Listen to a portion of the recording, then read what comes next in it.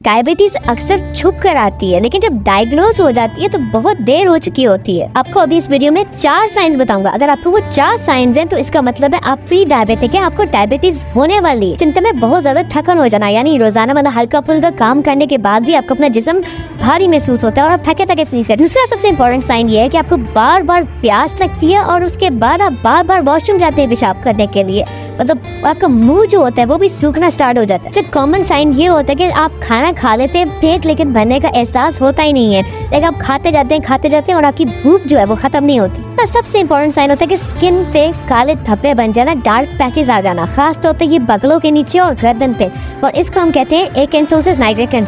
आप में ये सारे सिम्टम्स हैं तो इस चीज़ को इग्नोर मत करें और अपना फौरन जाके ब्लड शुगर टेस्ट करवाएं।